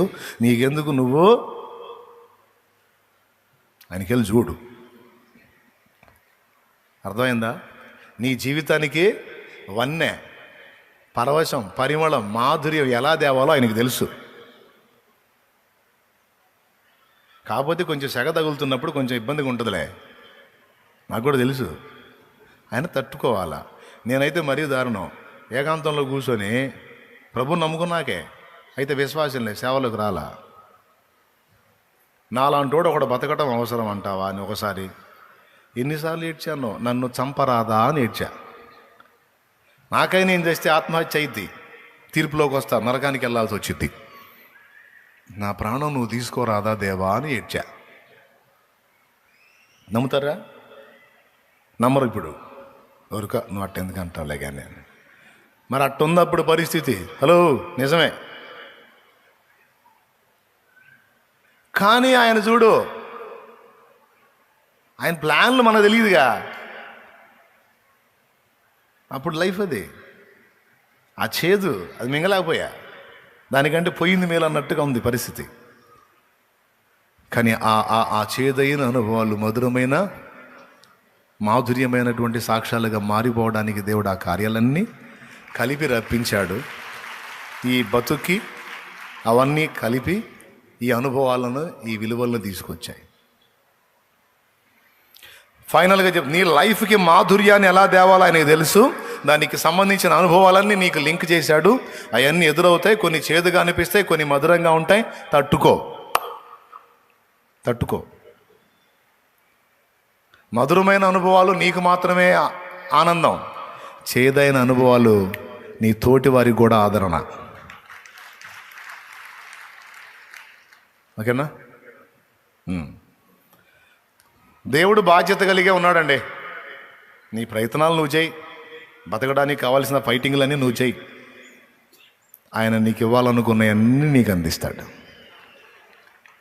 అయితే వాటితో పాటు ఇంకొక ఆలోచన కూడా కలిగి ఉండు. నేను బతకాలి, నా ఇంటి వారికి అంత పెట్టుకోవాలి, ఆహారం అనే కాదు, నా తండ్రి కృపనిస్తే 10 మందికి చేయాలి, దేవుని కోసం చేయాలి, దేవుని పని చేయాలి, దేవుని మహిమ కోసం చేయాలి, పరిశుద్ధుల కోసం చేయాలి, దీనుల కోసం చేయాలి, అభాగ్యుల కోసం చేయాలని గుండెల్లో ఆశ మాత్రం కలిగి ఉండు. ముందు ఉన్నంతలో చేస్తూ ఉండు. ఆయన చూస్తాడు. నీ పిడికిలితో నువ్వు ఇస్తూ ఉండు, ప్రజలకి, దీనులకి సాయం చేస్తావు. నీ పిడికిలితో నువ్వు దేవుని పనికి కూడా తోడ్పాటు అందిస్తూ ఉండు. ఆత్మ రక్షణ కొరకు తోడ్పాటు అందిస్తావు. నీ పిడికిలితో దిక్కులేని వారికి నీ పిడికిలి విప్పు, విధవరాండ్రకు నీ పిడికిలి విప్పు, వృద్ధులకు నీ పిడికిలి విప్పు, తల్లిదండ్రుల్ని కోల్పోయిన అనాథలకు నీ పిడికిలి విప్పు, రోగులై ఉండి తమను తాము కాపాడుకోలేని స్థితిలో ఉన్న దీనులకు, నీ సొంత పిల్లలు నీ కన్నవారు అలాగుంటే చూడలేవు కాబట్టి వారిని అలాగునే భావించి నీకున్న దానిలో నీ పిడికిలి విప్పు. నా తండ్రి చూస్తాడు. నా తండ్రి చూసి నీ పిడికిలితో నువ్వు ఇస్తున్నవన్నీ చూసి ఒక్కసారి ఆయన పిడికిలి విప్పుతాడు. నీ పిడికిలి నువ్వు విప్పి అనేక దీనులకు నువ్వు సహాయం చేస్తూ దేవుని పని కొరకు అటు దీనులకు 2 విధాలా నీవు చేస్తున్నది చూసి ఒక్కసారి తన పిడికిలి విప్పాడంటే అది నీవు పట్టజాలనంత దీవెన. ఎందుకంటే నీ పిడికిలి ఏసై పిడికిలి ఒకటేనా? పెద్దగా చెప్పండి. మీ మొత్తం కలిపి ఎన్ని పిడికిళ్ళు వేసినా సరే ఆయన గోరంత రాదు. అంత పెద్ద చెయ్యి అయింది. ఆ బలమైన చేత్తో ఒక్కసారి అట్లా పోసాడంటే నీ వల్లగా దాన్ని దాచటం. ఎంతమందికి నమ్మకం ఉంది? ఎంతమందికి విశ్వాసం ఉంది? చేయలేదా దేవుడు అట్లా? చేయలేదా? ఎంతమంది జీవితాల్లో చేశాడు. అలా దేవుణ్ణి ప్రేమించి, దీనుల్ని ప్రేమించి అంకితమై తిప్పలబడ్డ వాళ్ళందరి సంతతి కూడా దీవించబడింది. నిన్నటికి నిన్న ఒక సోదరి నాతో సాక్ష్యం పంచుకుంది. తన తల్లి భక్తి కలిగిన స్త్రీ, దేవుని ప్రేమించే స్త్రీ, దేవుని సన్నిధిని వెతికే స్త్రీ, దేవుని మహిమను వెతికే స్త్రీ, దీనులకు చేయి చాపే స్త్రీ. ఆ దీనురాలి యొక్క ఆశీర్వాద ఫలం తన పిల్లల మీదకి వచ్చింది, తన ఇంటి మొత్తం మీదకి వచ్చింది. తన సంతతి దీవించబడి ఒక గొప్ప భూమి మీద ఉన్న జీవితంలో కూడా ఒక ఉన్నత జీవితాన్ని దేవుడు వారికి ఇచ్చాడు. ఆధ్యాత్మికంగా కూడా వారు అద్భుతంగా ఉన్నారు. అటు స్పిరిచువల్గా తన సంతానం దీవించబడింది, భౌతికంగా కూడా ఒక రేంజ్ స్థాయిలో ఉన్నారు వాళ్ళు. నాకు ఆశ్చర్యం వేసింది. ఒక ఎస్పీ స్థాయి అధికారి అయి ఉండి సామాన్యురాల్లాగా వచ్చి పడిగాపులు కాసి మాట్లాడి వెతుక్కుంటా వచ్చింది ఆ బిడ్డ. నాకు ఎంత సంతోషం కలిగిందో. కొద్దిగా స్థాయి పెరిగితేనే అసలు మనుషులు ఎక్కడో ఊహించుకుంటూ ఉంటారు. కొద్దిగా సిఐ రేంజ్ వస్తేనే ఎక్కడో ఊహించుకుంటూ ఉంటారు, ఒక రేంజ్ మెయింటైన్ చేస్తూ ఉంటారు. ఎస్పీ స్థాయి అధికారి అయి ఉండి ఒక పిచ్చిదానిలో వెతుక్కుంటూ వచ్చింది, సామాన్యంగా వచ్చింది. దేవునికి స్తోత్రం, హల్లెలూయా. ఆ తగ్గింపు, ఆ వినయం, దైవజనుల పట్ల ఆ గౌరవం, నేను వాళ్ళు లెక్క చేయాల్సిన అవసరం ఏముంది మనల్ని, అవునా? కానీ దైవజనుల పట్ల విధేయత, వెతుక్కుంటా ఒక వ్యక్తి కోసం అంతగా రావటం అనేది నాకు ఆశ్చర్యం. ఎందుకంటే తన తల్లి నేర్పిన భక్తి, ఆత్మీయతను కనుగొని దాన్ని వెతుక్కుంటూ ప్రయాసపడి, మీకు తెలుసా ఇంచుమించు 500 కిలోమీటర్ల నుంచి వచ్చింది ఆమె. ఒక ఎస్పీ స్థాయి అధికారి, పేరు చెప్పను. ఆమె చెప్పిపోయిన సాక్ష్యం ఏంటంటే, నా తల్లి భక్తి కలిగింది, నా తల్లి మోకాళ్ళలోని దేవుని పాదాలు పట్టుకునేది, మాకు భక్తి నేర్పింది, ఇటు మా ఆత్మీయ జీవితాన్ని కాపాడింది, భౌతికంగా కూడా మాకు దేవుడు ఈ స్థాయి ఇచ్చాడు. నా తల్లికి దేవుడు అనుగ్రహించిన కృప ఆమెతోనే కాదు, అది మాకు కూడా కొనసాగింది అని ఆమె చెప్తుంది. ఆ ఒక్క మాట కోసం చెప్పిన ఈ ముక్కలు 4. నీకు తెలియదు, నీ శ్రమానుభవం పూర్తయిన తర్వాత నీకే కాదు నీ సంతతికి కూడా సరిపోయినంత దీవెన దేవుడు సిద్ధపరిచాడు. నీ పిల్లలకు కూడా ఈరోజు నువ్వు పడుతున్న శ్రమానుభవం మంచి పాఠం సోదరా. నీకు తెలియదు ఆ సంగతి, ఆ విలువ నీకు తెలియదు. లేకుండా ఏ నొప్పి, ఏ అవమానం, ఏ ఇబ్బంది, ఏ అప్పు, ఏ శోధన లేకుండా నువ్వు నీ పిల్లల్ని హ్యాపీగా ఉండి నీ పిల్లల్ని హ్యాపీగా పెంచావు అనుకో, నంబర్ 1 భ్రష్టులు అవుతారు. వాళ్ళకి శ్రమానుభవాలు తెలియవు. తినటం, తాగటం, విచ్చలవిడిగా జీవించటం వాళ్ళ ఇష్టం అయిపోయింది. అలా కాకుండా నువ్వు శ్రమానుభవాల్లో గుండా ప్రయాణం చేస్తున్న నీ పిల్లలు చూసినప్పుడు వారికి విలువలు తెలుస్తాయి. దేనికోసం నాన్న ఇంత కష్టపడ్డాడు, దేనికోసం అమ్మ ఇంత అవమానం భరించింది, నాన్న ఇంత అవమానం భరించాడని ఎరిగి వారు కూడా దీనత్వాన్ని నేర్చుకుంటారు, వినయాన్ని నేర్చుకుంటారు, సాధువులు అవుతారు. శ్రమానుభవాలు పిల్లల్ని మంచి వ్యక్తిత్వాల్లోకి తీసుకొస్తాయి. వద్దంటే చెప్పు, పిల్లలు మంచి వ్యక్తిత్వాలు కావాలా, లేకపోతే వాళ్ళకి భోగాలు కావాలా? ఏం కావాలో చెప్పు. నువ్వు నీ పిల్లలకి మంచి వ్యక్తిత్వాలు కోరుకుంటున్నావా, భోగాలు కోరుకుంటున్నావా? చెప్పు. నీకున్న శ్రమానుభవంతో తీసేసి నేను ఫ్రీ చేయమని నేను ప్రార్థన చేస్తా. చెప్పు. నీ పిల్లలకి మంచి వ్యక్తిత్వం కావాలా, వాళ్ళకి బాగా డబ్బులు భోగం కావాలా? చెప్పు. వాళ్ళకి డబ్బులు ఇచ్చి బాగా భోగాలు ఇచ్చామనుకో, పెందలాడి రోగాలకు గురై మధ్యలో పోతారు. పోయినోళ్ళు లేరు. ఫుల్ సౌండ్లో పిల్లల మధ్యలోనే. ఎందుకు? భ్రష్టత్వాలకు అలవాటు పడిపోయి. ప్రభు చిత్త ప్రకారం కొంతమందిని తీసుకుంటాడు, అది వేరే సంగతి. కానీ విచ్చలవిడి జీవితానికి అలవాటు పడిపోయి మధ్యలోనే తెల్లార్చుకున్న వాళ్ళు ఉన్నారు. ఎందుకు? వాళ్ళ తల్లిదండ్రులు వాళ్ళకి ఏ నొప్పి నేర్పలా, ఏ బాధ, ఏ శ్రమ, ఏ ఇబ్బంది నేర్పలా, ఏ ఆకలి, ఏ పస్తు, ఏ వస్త్రహీనత నేర్పలా. కొంతమంది తండ్రులైతే, నేను పడుతున్న బాధ పిల్లలకి ఎందుకులే అమ్మాయి, పిల్లలకి చెప్పవా, నీ తెలివి తగలయ్యా అనాలనిపించింది నాకు. నేను అనలే, దేవునికి స్తోత్రం. పిల్లలకు చెప్పకపోతే ఎవరికి చెబుతా? తెలియాలా నువ్వు ఎన్ని బాధలు పడుతున్నావు నీ పిల్లలకి తెలియాలి. నువ్వు చెప్పుకుంటే అది ఇబ్బంది అనుకుంటే నీ భార్య చెప్పాలా, నాన్న ఇంత కష్టపడుతున్నాడు, నాన్న ఇంత ఇబ్బంది పడుతున్నాడు, నాన్న ఇన్ని అవమానాలు ఎదుర్కొంటున్నాడు, నాన్న ఇంత కలత చెందున్నాడు, నాన్న నిద్రపోని రాత్రులు గడుపుతున్నాడు, నాన్న ఇంత కన్నీళ్ళలో ఉన్నాడు, నాన్న ఇంత వేదన ఉన్నాడు. నీ బిడ్డల గుండెల్లో ఉండాలి. ఓ తల్లి, నీ శ్రమానుభవం నీ పిల్లలకి తెలియాలి. నా బాధ నా పిల్లలకు తెలివి తక్కువతనం తెలియాలా? ఎవరికి చెబుతా మరే? చెప్పాలా? నీ అవమానాలు వాడు చూడాలా, దీనుడైపోతాడు. రేపటి రోజున దేవుడు నిన్ను తిరిగి దీవించినప్పుడు, నీ పిల్లలకు ఆ దీవెన వచ్చినప్పుడు ఉప్పొంగరిక ఆ దీనత్వంలోనే ఉంటారు. వాళ్ళు చెడిపోరిక. నీ శ్రమానుభవంలో ఈ చేదైన అనుభవాలను దేవుని పాదాలు పట్టుకోవటం నీ పిల్లలు చూడాలి. తిరిగి నా తండ్రి నిన్ను ఆశీర్వదించినప్పుడు నీ పిల్లలు నీ శ్రమను చూస్తారు, అందులో నీ మొర్రను చూస్తారు. దేవుడు నిన్ను తిరిగి ఆశీర్వదించింది చూసి నీకంటే ఎక్కువగా దేవునికి కనెక్ట్ అయిపోతారు. సూపర్ లైఫ్ వచ్చింది వాళ్ళకి. ఏది బెస్ట్ అయ్యా? ఏది బెస్ట్ చెప్పండి, మీరు చెప్పండి. డబ్బులను భోగాలు బెస్టా, లేకపోతే అనుభవాల్లో పిల్లలు రాటు తేలటం బెస్టా? మీకు దండం పెడతాను, స్పందించండి. ఏందండి నోరు తెరవండి. పాప మాట్లాడుతున్నారు నాకే వినపట్ల. కాబట్టి సోదరా, నాకు ఇది బాధ, నాకు అది బాధ, నాకు కొంతమందికి ఏం లేదు, కోట అయిపోయి అలా అనుకుంటారు. ఏంటంటే అప్పులన్నా ఎంతకాలం ఉంటాయి?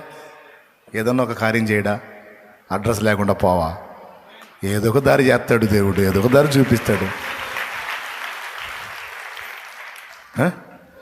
కలతల కడలిని దాటించగా తరగని సమృద్ధి దయచేయుగా. కలతల కడలిని తరగని సమృద్ధి దయచేయుగా. పరులకు సాయము చేయగలను, పరులకు సాయము చేయగలను. పలు విధములుగా దీవించుగా, పలు విధములుగా దీవించుగా. ఇన్నాళ్ళ కడగళ్ళు తొలగించగా, ఇన్నేళ్ళ కన్నీళ్ళు తుడి చేయగా. ఇన్నాళ్ళ కడగళ్ళు తొలగించగా, ఇన్నేళ్ళ కన్నీళ్ళు తుడి చేయగా. యేసయ్య నిలిచాడు నీ తోడుగా, యేసయ్య నిలిచాడు నీ తోడుగా. నీ దుఃఖ దినములు సమాప్తమయ్యున్నవి, నీ బ్రతుకులు ముళ్ళు తొలగించబడి ఉన్నవి. దేవునికి మహిమ కలుగును. మన కూతురు తండ్రి గురించి చెబుతుంది. 8 లక్షలు అప్పు ఉన్నాడంట. 8 లక్షలు ఓ తండ్రి. కూతురు చెప్తుంది, మన రాజాపేట పొలం దగ్గర మిరగాయలు కళ్ళం పోసుకొని ఉన్నారు. అడిగిపోతే ఇక్కడ మన అమ్మాయి పరిచారకురా. నిజంగా ఆ చిన్న గుండెల్లో తండ్రి పట్ల తండ్రి పడుతున్న బాధ పట్ల ఎంత ప్రేమ ఉందో, తండ్రి కొరకు ఎంత చింత ఉందో ఆ బిడ్డకి. ఆడపిల్ల, అమ్మా పంట మంచిగా పండిందా అంటే, ఇది ఇక్కడి పొలం పర్వాలేదన్నా, ఇంకో చోట వేసాం అది పోయింది. ఆ డబ్బులు ఇచ్చిన ఆయన 8 లక్షలు ఒకేసారి కట్టమంటున్నాడు, ఈ కళ్ళం దగ్గరికి రావద్దు అంటున్నాడు, ఇదంతా నేను తీసేసుకుంటా అంటున్నాడు. ఇప్పుడు కొంచెం కడతా, తర్వాత కొంచెం కడతానంటే ఒప్పుకోవట్లేదు, నువ్వు పొలం దగ్గరికి వస్తే మర్యాదగా ఉండదు అంటున్నాడు అన్నా అని ఏడు మొహం పెట్టింది. నాకు ఏడుపు వచ్చింది, మళ్ళీ సంతోషం కలిగింది. ఎందుకంటే ఈ చిరుప్రాయంలో ఈ చిన్నదాని గుండెల్లో తన తండ్రి పడుతున్న శ్రమ పట్ల ఇలాంటి స్పందన హృదయంలో కలగటం, బాధ్యత నెరిగి ఎర్రని ఎండలో ఆ పిల్ల కూడా కష్టపడటం నాకు బాధ కలిగించిన, సంతోషాన్ని కూడా కలిగించింది. ఎందుకు తెలుసా? ఇక్కడ ఆ హృదయంలో తండ్రి కష్టం పట్ల బాధ్యత కనపడింది, తండ్రి పట్ల మమత కనపడింది, తండ్రి ఏమవుతాడోనన్న కలవరం కనపడింది.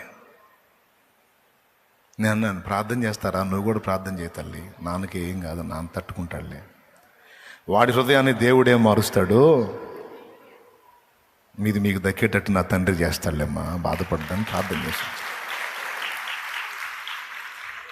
చిన్న చిన్న సన్నివేశాలే కానీ అందులో పిల్లల హృదయాల్లో చూడు ఎలాంటి స్పందనలు వస్తున్నాయో. మా నాన్న కష్టాన్ని మా నాన్న నోటికి రానిలా. ఈ చేదులు ఉండాలి, ఈ చేదుల్లో బిడ్డల వ్యక్తిత్వాలు సుందరంగా తయారవుతాయి. రేపు నా తండ్రి ఆశీర్వదించిన నాడు వారు గర్విష్ఠులు గారు. అందుకే చెబుతాను, నేర్పండి పిల్లలకి. కాబట్టి ఈ రోజుని గురించి, ఈ రేపటిని గురించి నీకు కలవరం వద్దు. మనల్ని హెచ్చరిక చేస్తుంది ఆ రేపటిని గురించి. శాశ్వతమైన రేపు ఒకటి ఉంది, దాని గురించి బాధ్యత కలిగి ఉండమన్నాడు, దాన్ని వెతకమన్నాడు, దానికోసం సమకూర్చుకోమన్నాడు. అర్థమైందా? ఇప్పుడు చెప్పండి, రేపటి గురించి చింత పడాలా వద్దా? పడకూడదు అన్న వాళ్ళు చేతులు ఎత్తండి. పడకూడదా? అది టైపి మంది దించారు ఎందుకు?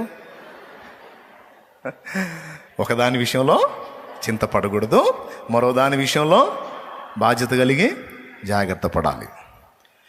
నువ్వు విజ్ఞాపనలు చేస్తే భూమి మీద పరిశుద్ధుల కొరకు, ఆత్మరక్షణ కొరకు, ఏమండి పైసలు ఇవ్వటమే కాదు, డబ్బు వెచ్చించటమే కాదు, నీ కన్నీళ్లు కూడా రాయబడతాయి, గుర్తుపెట్టుకో. నశించిపోతున్న ఆత్మల కొరకు బాధ్యత కలిగి, ప్రేమ కలిగి నీ వంతుగా నువ్వు అంగలారుస్తావు చూడు, ఆ కన్నీళ్లు కూడా రాయబడతాయి. దానికి కొంత నీకు దేవుని దగ్గర గుర్తింపు ఉంటుంది. ఎందుకంటే దేవుని హృదయం ఎలాగైతే ఆక్రోశిస్తుందో ఆత్మల కోసం, నీ హృదయం కూడా అలానే స్పందిస్తుంది కనుక నిన్ను దృష్టిస్తాడు. నీ కన్నీళ్లు రాయబడతాయి. నువ్వు ప్రకటించిన ఆ పరిచర్య చేసి ఆత్మల కొరకు కష్టపడ్డావు చూడు, నీ చెమట చుక్కలు, నీ అడుగుల లెక్కలు రాయబడతాయి సోదరా, లెక్కలు రాయబడతాయి. నా సంచారములను నీవు లెక్కించి ఉన్నావు, నా కన్నీళ్లు నీ బుడ్డిలో దాచి ఉన్నావు, అవి నీ కవిలలో కనబడను కదా, కనబడతాయి.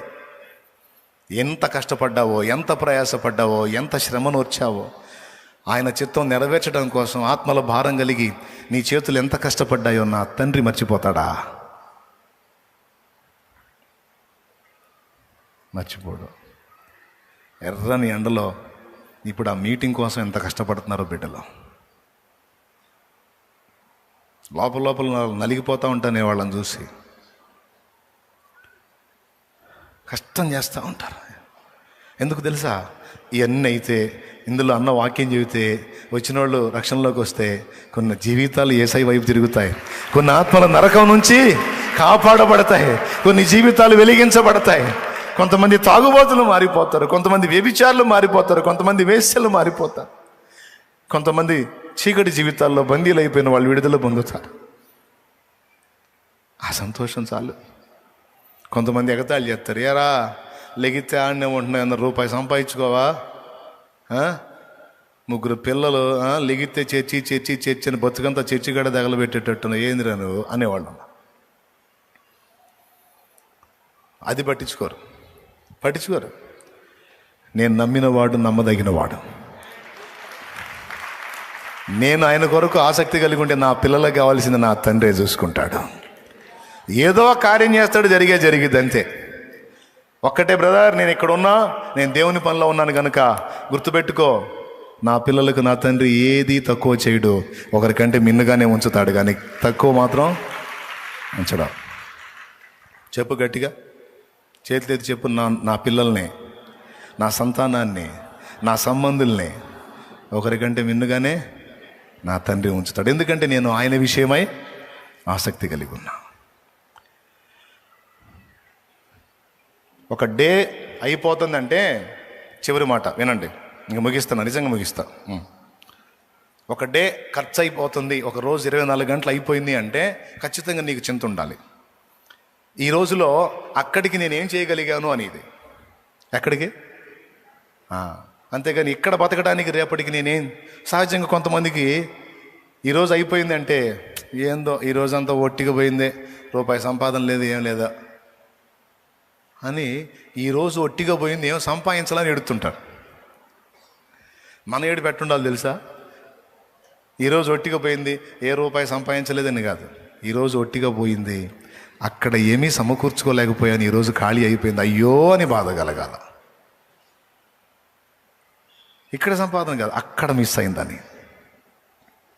మరి ఎంతమంది సీరియస్గా తీసుకుంటున్నారో నాకైతే తెలియదు, కానీ దీన్ని తీవ్రంగా తీసుకున్న వాళ్ళు మాత్రం ధన్యులు.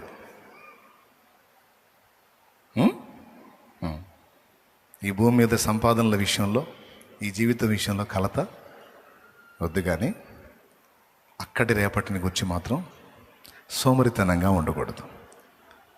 నీ స్పిరిచువల్ లైఫ్ గురించి సోమరితనం పనికిరాదు, నీ తోటి వారి ఆత్మీయత గురించి కూడా సోమరితనం పనికిరాదు. నువ్వు చేయదగ్గది చేయటానికి ఎప్పుడు సంసిద్ధత కలిగి ఉండు. ఫైనల్, ఇక్కడ చేసిన దానికి వెంటనే డబ్బులు కనపడతాయి, గుర్తుపెట్టుకోండి. ఫైనల్ అన్నా, ఇక్కడ చేసిన దానికి వెంటనే డబ్బులు కనపడతాయి, కానీ అక్కడ చేసిన దానికి ఇప్పుడు డబ్బులు కనపడవు. అక్కడికి పోయినాక అర్థమైద్ది, అక్కడికి పోయినాక అర్థమైంది. ఇక్కడేం కనపడదు. ఇస్తే ఏదైనా బ్లెస్సింగ్ ఇస్తాడు భూమి మీద, నీకే తక్కువ కాకుండా చూసుకుంటాడు. ఎట్లా అంటే పిల్లలకి ఖర్చులకు మాత్రం ఇచ్చినట్టు, అర్థమైందా? మనం పిల్లలకి మనం వాడికి దాచిపెట్టింది మొత్తం ఇస్తామా? వాడు ఒక్కోసారి పెద్ద పెద్ద మొత్తాలు అడుగుతుంటాడు. అప్పుడు ఎట్ట చూస్తాం వాడికి వెళ్ళి, ఏందే 10,000 ఎందుకురా? వాడికి నువ్వు 10 లక్షలు దాచిపెట్టున్నావు, వాడు 10,000 అడిగాడు, ఇస్తావా? 10,000 ఎందుకు? ఖర్చు అవసరం, ఖర్చా కొడితే మొహం బయలుది, 1000 రూపాయలు తీసుకు బా. వాడు 10,000 అడిగితే 1000 ఖర్చులకు మోయినా. ఇంకా అవసరం అయింది అనుకుంటే అదేదో చేస్తున్నారంటగా, అందరూ ఎంత కట్టాలంటగా, కట్టాలా నువ్వు? కట్టాలి. ఎంత? ఎందుకులే, నాకు వేయగా నువ్వు ఇచ్చేది.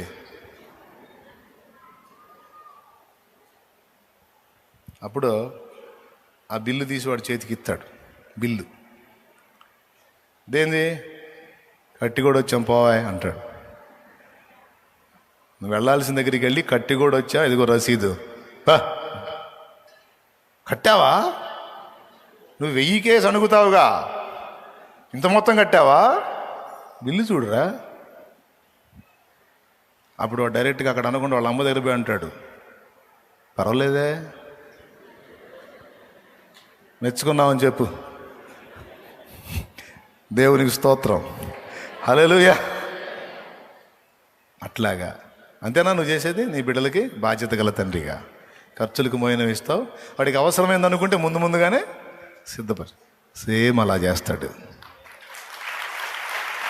సేమ్ అలా చేస్తాడు. మరి నీకు అలానే కావాలా, లేకపోతే కుప్పగా ఒకేసారి కుప్పేయమంటావా? చెప్పు, వేస్తే పోతావు.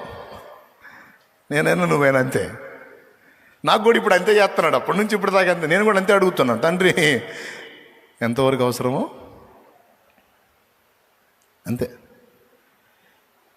ఇప్పుడు బిడ్డకి అవసరానికి ఇచ్చి ఇచ్చి ఇచ్చి చివరికి ఏం చేస్తావు?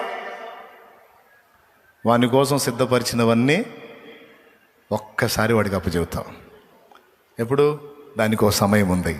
ఆ సమయం వచ్చినప్పుడు, రే అబ్బాయ్ రా ఇట్రా, ఎన్నానా రా ఇట్రా కూర్చో, ఇదిగో ఇది ఫలానా, ఇది ఫలానా, ఇది ఫలానా, ఇది ఫలానా. 1000 రూపాయలు ఇయడానికి అంతసేపు తిట్టినోడివి, ఇవన్నీ ఏంది నాన్న నా ముందు పెట్టావు? అప్పుడంటే చిన్నోడివిరా, ఆ మెట్టుకి అంతే ఇవ్వాలి నీకు. ఇదంతా నీదే అయినా, ఇదంతా నీకు ఆనాడే ఇచ్చినట్టయితే నువ్వు ఎట్టుండేవాడివి కాదు, ఇంకో టైపులో ఉండేవాడి. అందుకే అప్పుడు దాచిపెట్టి, ఇక ఇప్పుడు నా అంతటి వాడే అయ్యావు కనుక నీకు ఇదంతా నీదే అని ఒక దశ వచ్చినప్పుడు నువ్వు అప్పు చెప్తావు.